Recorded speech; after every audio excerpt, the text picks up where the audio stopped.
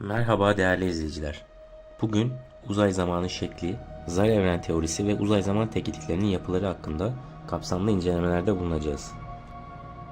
Albert Einstein tarafından formüle edilen modern fiziğin temel taşı olan genel görelilik, geleneksel Newtoncu anlamda bir kuvvet olarak değil, kütle ve enerjinin neden olduğu uzay zamanın eğriliği olarak yerçekimi anlayışımızda devrim yaratmıştır.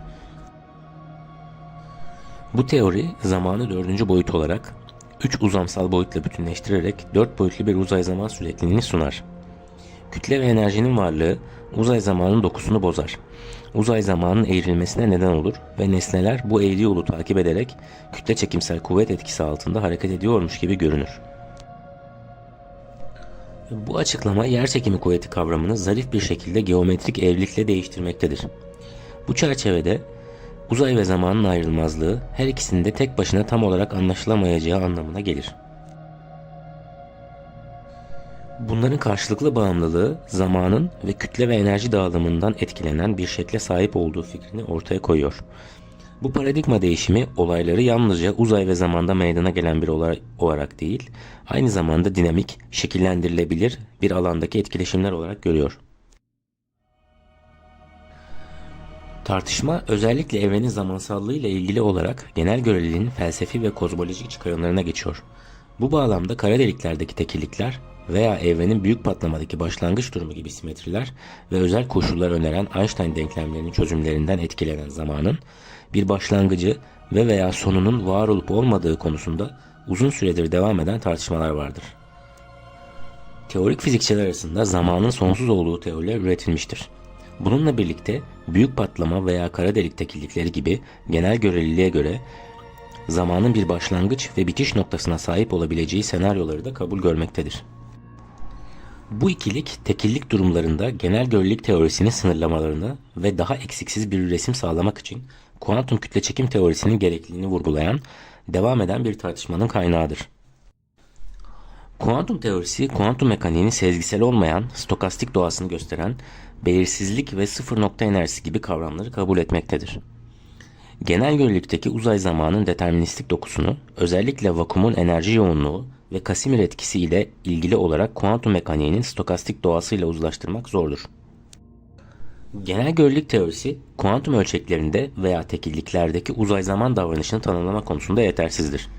Bu yüzden genel görelilik ile kuantum mekaniğinin birleştiği bir kuantum yerçekimi teorisi gereklidir.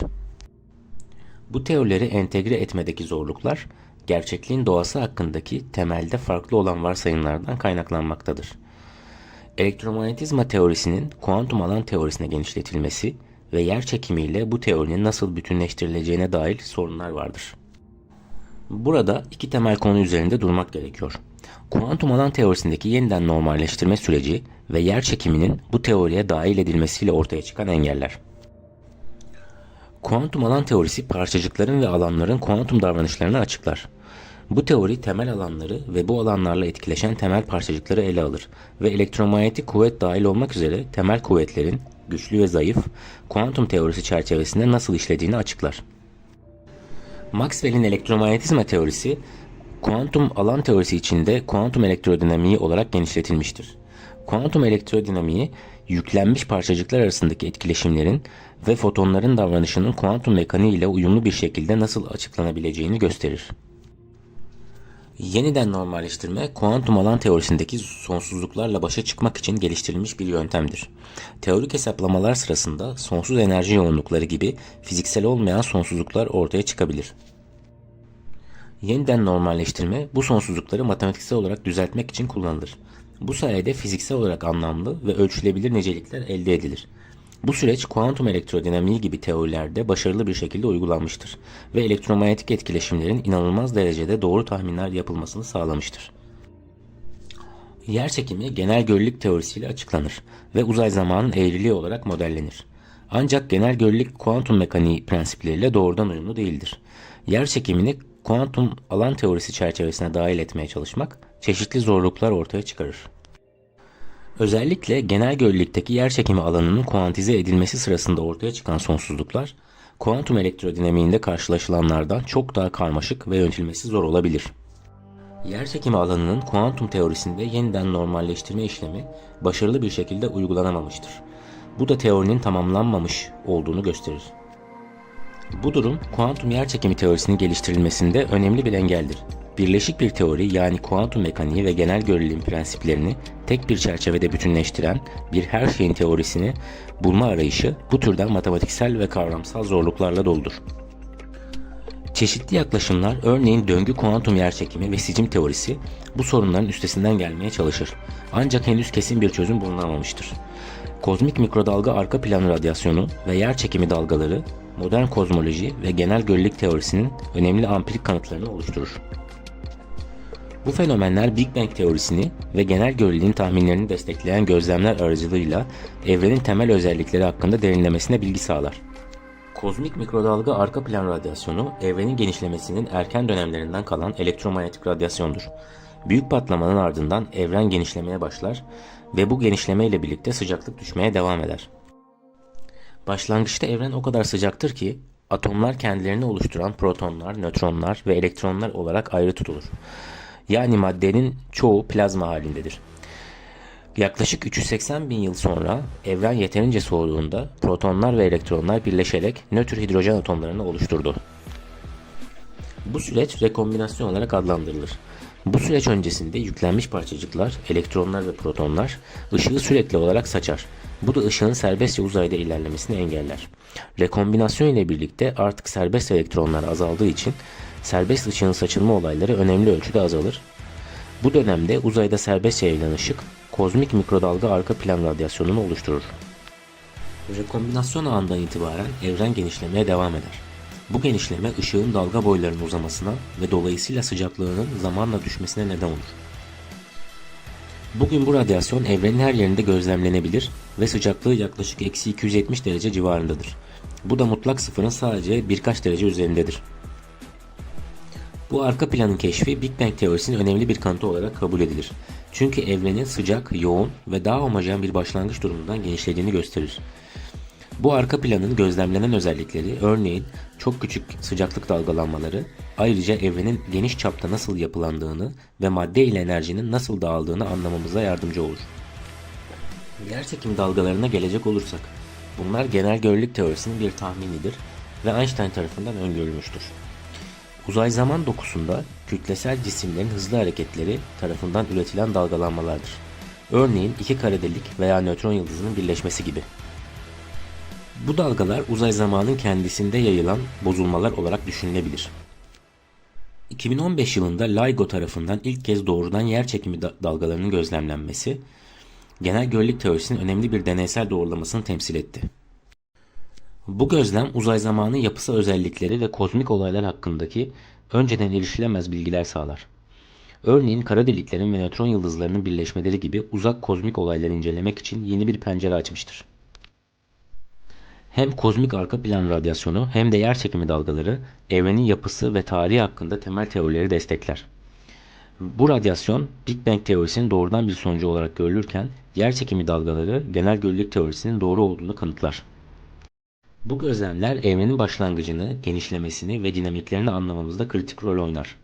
Ayrıca bu kanıtlar evrenin kozmolojik modellerinin geliştirilmesine ve doğrulanmasına yardımcı olur.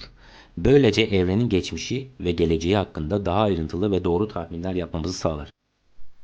Felsefi açıdan zamanın bir başlangıcı veya sonu olabileceği fikri, yalnızca fiziksel teorilere değil, aynı zamanda derinden kabul edilen metafizik ve varoluşsal kavramlara da meydan okumaktadır.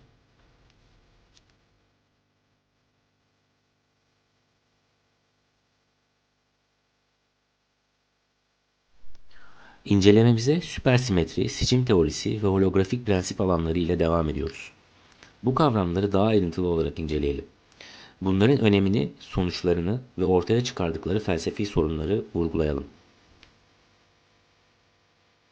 Süpersimetri, bozonlar ve fermiyonlar arasında bir simetri önermekte ve bilinen tüm parçacıkların ortaklarını tahmin ederek kuantum alan teorilerinde ortaya çıkan farklılıkları potansiyel olarak çözmektedir. Bu simetri yalnızca sıfır nokta enerjileriyle ilgili sonsuzlukları ortadan kaldırmayı amaçlamıyor. Aynı zamanda evrenin mevcut gözlem yeteneğimizin ötesindeki enerjilerde zengin bir yapıya sahip olduğunu da ortaya koyuyor.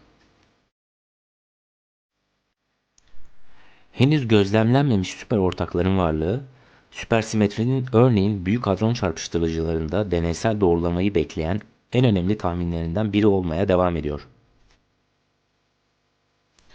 Bununla birlikte tüm temel etkileşimleri birleştirmeye yönelik iddialı bir çerçeve olan sicim teorisi, evrenin temel bileşenlerinin nokta parçacıklar değil, tek boyutlu sicimler olduğunu öne sürüyor.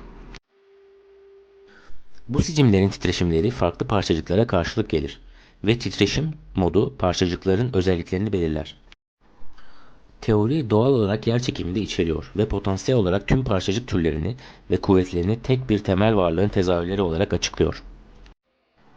Sicim teorisinin gerektirdiği gibi ekstra uzamsal boyutların getirilmesi, sonlu bir ölçek yani sicim ölçeği sağlayarak sonsuzluklar sorununu zarif bir şekilde ele alır.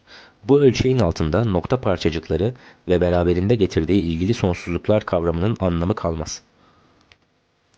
Ayrıca kara deliklerin incelenmesinden ilham alan holografik prensip, uzay zamanı geometrisiyle onun içerdiği bilgi arasında derin bir ilişki olduğunu öne sürmektedir.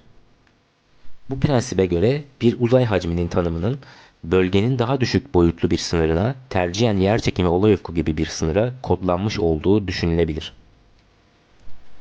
Özünde bu prensip 3 boyutlu deneyimimizin ve evren içeriğinin 2 boyutlu bir yüzeyde depolanan verilerin bir yansıması olabileceğini öne sürüyor.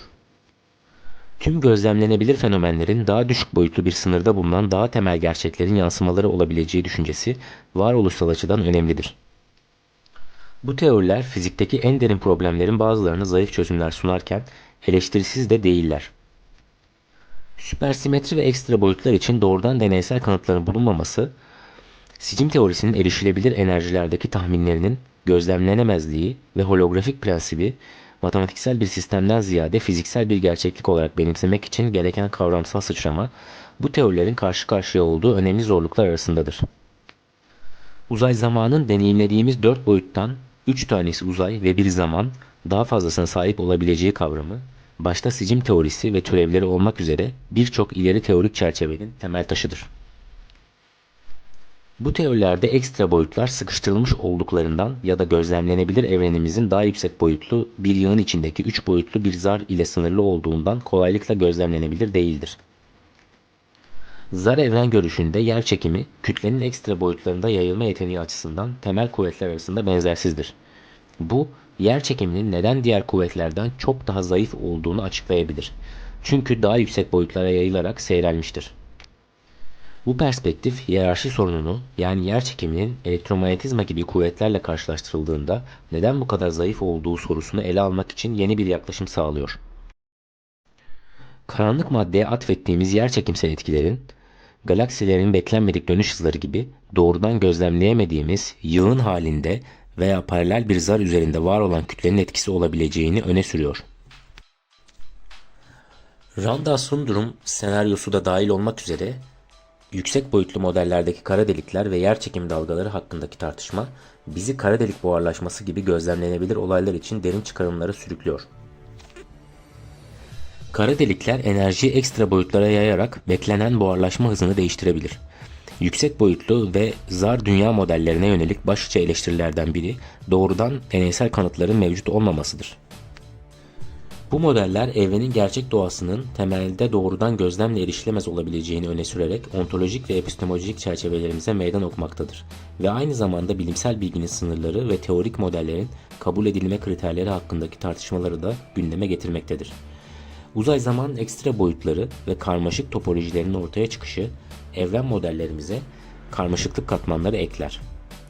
Bu karmaşıklık felsefi tutarlılık ilkesine veya daha basit açıklamaları tercih eden Occam'ın usturasına aykırıdır. Genel göreliğin tekilliklerin doğası, kozmoloji ve astrofizikteki etkilerine ilişkin tahmin gücünden bahsedecek olursak, tekillikler genel görelilik teorisinin öngördüğü gibi uzay zamanda yoğunluk ve eğrilik gibi fiziksel niceliklerin sonsuz hale geldiği noktaları veya bölgeleri temsil eder. Bu kavram bizim fizik anlayışımıza meydan okuyor. Çünkü bildiğimiz haliyle fizik yasaları bu aşırı koşullar altında işlemeyi bırakıyor. Tekillik teoremleri özellikle Hawking ve Penrose tarafından kanıtlananlar, tekilliklerin evrenin başlangıcı ve potansiyel sonu kadar kara deliklere yol açan yerçekimsel çöküşün kaçınılmaz bir sonucu olduğu koşulları da ifade ediyor. Genel görelilik bağlamında eğrilik yer çekiminin tezahürüdür. Tekilliklerdeki eğriliğin farklılığı uzay zamanının sonsuz şekilde büküldüğüne işaret eder. Bu bizim geleneksel uzay ve zaman anlayışımıza meydan okuyan bir durumdur. Bu çarpıklık yalnızca matematiksel bir soyutlama değil, aynı zamanda ışığın büyük nesnelerin etrafında bükülmesi gibi gözlemlenebilir etkilere de sahiptir ve gözlemlerle doğrulanan bir olgudur. Çoğu zaman nihai tekillik olarak kabul edilen büyük patlama, evrenin sonsuz yoğunluk ve sıcaklıktaki başlangıcını temsil eder. Bu an, bizim anladığımız şekliyle zamanın ve mekanın başlangıcını göstermektedir. Mevcut fiziğin sınırlarına meydan okumakta ve büyük patlamanın öncesinde ne olduğu ile ilgili soruları da gündeme getirmektedir. Genel görelilik bir kara deliğin çekirdeğinde fizik yasalarının işlemediği bir tekillik öngörmektedir. Olay ufku tarafından korunan bu tekillik dış evrenden gizli kalıyor ve maddenin nihai kaderi ve yer çekiminin doğasının en uç noktasına ilişkin gizemleri kapsıyor. Evrenin genişlemesinin durup tersine döndüğü ve gelecekte bir tekilliğe yol açtığı konusunda da varsayımsal bir senaryo mevcuttur. Bu kavram evrenin hızlanarak genişlediğini öne süren gözlemler nedeniyle mevcut kozmolojik modellerde daha az tercih edilse de evrenin potansiyel döngüsel doğasını göstermektedir. Bir kara deliğin olay ufku, ötesindeki olayların dışarıdan bir gözlemciyi etkileyemeyeceği bir sınır görevi görür. Bir kara deliğe düşen sinyaller veya madde kaçamayacağı veya ufkun dışındaki evreni etkileyemeyeceği için nedensellik süreksizliği kavramını özetlemektedir. Bu kavram kara deliklerdeki bilgi kaybı paradoksu gibi paradokslara yol açıyor.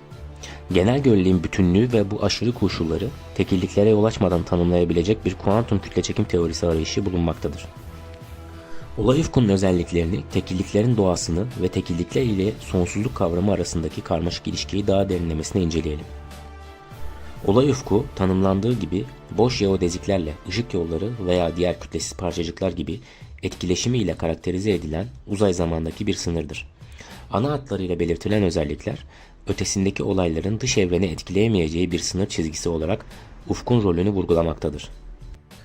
Uzaysal bölümlerin alanının zamanla azalmaması gerektiği şartı kara delikler bağlamında olay ufkunun alanının yalnızca sabit kalabileceğini veya artabileceğini ima eden alan teoremiyle uyumludur. Bu aynı zamanda izole edilmiş uzaydaki entropi artışının termodinamik ilkesini yansıtır. Kerr uzay zamanı, Roy Kerr tarafından 1963 yılında bulunan ve dönen kara deliklerin çevresindeki uzay zaman geometrisini tanımlayan bir çözümdür. Bu çözüm, genel görelilik teorisinin Einstein denklemlerinin dönen kütleler için kesin bir çözümüdür. Schwarzschild çözümü, dönüşü olmayan statik kara delikler için uzay zamanının nasıl eğrildiğini açıklarken, Kerr çözümü dönme hareketinin de hesaba katıldığı durumlar için geçerlidir. Kerr uzay zamanı dönen kara deliklerin çevresindeki uzayın sadece büyük bir kütle tarafından değil, aynı zamanda bu kütlenin dönüşü tarafından da nasıl etkilendiğini gösterir. Dönüş, kara deliğin çevresindeki uzay zamanı sürükler. Böylece yakınındaki herhangi bir madde veya ışık, kara deliğin dönüş yönünde hareket etmeye zorlanır. Bu çerçeve sürüklenmesi olarak bilinir ve gözlemlenebilir fiziksel etkiler yaratır. Kerr çözümü aynı zamanda büyük kütleli yıldızların çöküşü sonucunda oluşabilecek dönen kara deliklerin potansiyel son durumları hakkında da bilgi sağlar.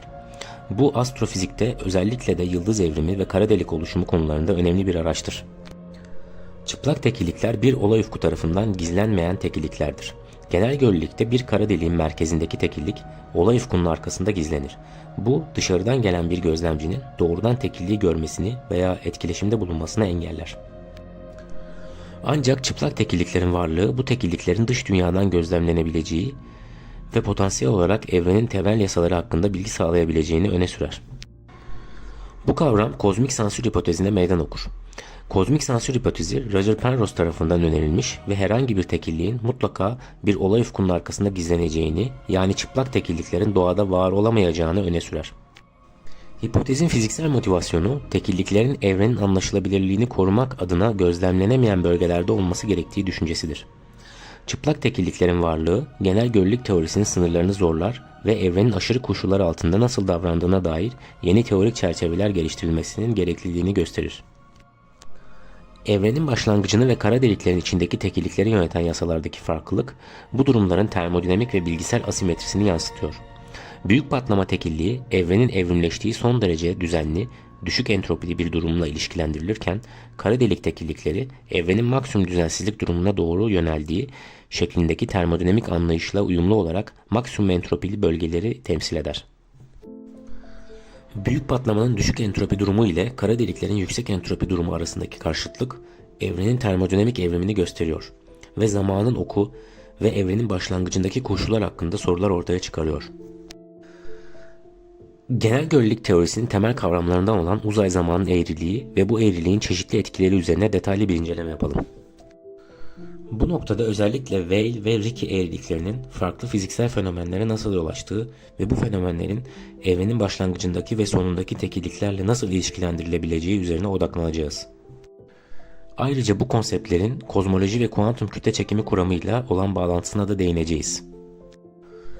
Weyl eğriliği uzay zamandaki boşluklarda maddenin doğrudan etkisi olmaksızın meydana gelen eğrilik türüdür. Weyl tensörü uzay zamanın eğriliğini tanımlar ancak yerel hacmi değiştirmez.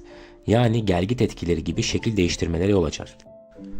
Weyl eğriliği uzay zamanın şeklini değiştiren ancak hacmini koruyan deformasyonlara yol açar. Bir cismin farklı parçalarına farklı kuvvetler uygulanarak oluşan gelgit çarpıtmaları özellikle kara deliklerin yakınında çok güçlüdür. Weyl eğriliği bu gelgit etkilerinin matematiksel bir ifadesidir ve cisimlerin uzayda nasıl çarpıtıldığını gösterir.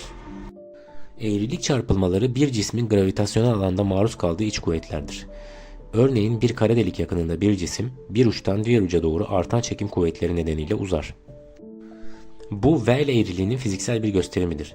İki nesne arasındaki kütle çekim kuvvetinin neden olduğu farklılıklar nedeniyle bir nesnenin diğerine göre uzaması veya sıkışması şeklinde tezahür eder. Weyl eğriliği nedeniyle uzay zamanın kendisi bu tür çarpıtılmalara uğrar. Ricci eğriliğine gelecek olursak bu eğrilik türü madde ve enerjinin uzay zamandaki dağılımlarıyla ilişkilidir. Ricci tensörü uzay zamanın eğriliğinin bir başka ölçüsüdür ve enerji momentum tensörüyle doğrudan ilişkilidir. Yerel hacmi azaltan etkilere sahiptir. Yani bir hacmin nasıl daraldığını gösterir. Bu özellik yüksek enerji yoğunluklarının bulunduğu bölgelerde madde ve enerjinin uzay zamana nasıl etki ettiğini açıklar. Ricci eğriliği uzay zamanın hacmini azaltan deformasyonlara neden olur. Bu örneğin bir yıldızın çökmesi sırasında görülen yoğunlaşma süreçlerinde ortaya çıkar. Bir maddenin varlığının onun çevresindeki uzayın hacmini nasıl azalttığına işaret eder. Örneğin bir yıldızın çöküşü sırasında yıldızın hacmi azalırken Ricci eğriliği artar. Riemann tensörü uzay zaman eğriliğinin tam bir tanımını sağlar ve hem Weyl tensörü hem de Ricci tensörü bu daha genel tensörden türetilir. Riemann tensörü uzay zaman eğriliğinin hem hacmi azaltıcı hem de şekil değiştirici etkilerini içerir ve uzay zamanın eğriliğini tam olarak tanımlayan bir tensördür. Weyl tensörü şekil değiştirmeleri ama hacmi değiştirmeyen eğriliği temsil ederken Ricci tensörü hacmi azaltan değişimlere yol açan eğriliği temsil eder. Standart kozmolojik modelde büyük patlama anında Weyl tensörünün sıfır olması evrenin çok düzgün bir başlangıç koşulundan başladığını gösterir. Bu evrenin başlangıcındaki düşük entropi durumunu ve yüksek düzeni ifade eder. Standart kozmolojik model evrenin Weyl tensörü sıfır olan bir başlangıç tekilliğinden başladığını öne sürer. Bu evrenin başlangıcında gelgit çarpıtmaların olmadığı anlamına gelir. Yani evrenin başlangıcı oldukça düzgün ve homojendir. Kara deliklerde ise Weyl tensörünün aksadığı yani sonsuz değerlere ulaştığı görülür. Bu kara deliklerin merkezindeki aşırı eğriliği ve yüksek karmaşıklığı simgeler. Evren kapalı bir yapıdaysa ve bir büyük çöküş yaşarsa bu da ıraksayan bir Weyl tensörü ile sonuçlanabilir. Bu son tekilliklerin başlangıç tekilliklerine göre çok farklı topolojik ve fiziksel özelliklere sahip olacağını öne sürer. Erken evren düzgünlüğü ve düşük entropisi kuantum kütle çekimi kuramının keşfedilmesiyle açıklanabilecek karmaşık sorunlara işaret etmektedir. Bu kuram, uzay zamanın doğasını ve evrenin başlangıcındaki ve sonundaki tekillikler arasındaki ilişkiyi daha iyi anlamamızı sağlayabilir. Bu açıklamalar uzay zaman eğriliğinin ve tekilliklerin yapısının hem teorik fizikte hem de kozmolojide derinlemesine incelenmesi gereken karmaşık ve önemli konular olduğunu göstermektedir. Kuantum kütle çekimi kuramının geliştirilmesi bu sorulara cevap bulmada kritik bir adım olacaktır. Dinlediğiniz için teşekkürler. Sağlıcakla kalın.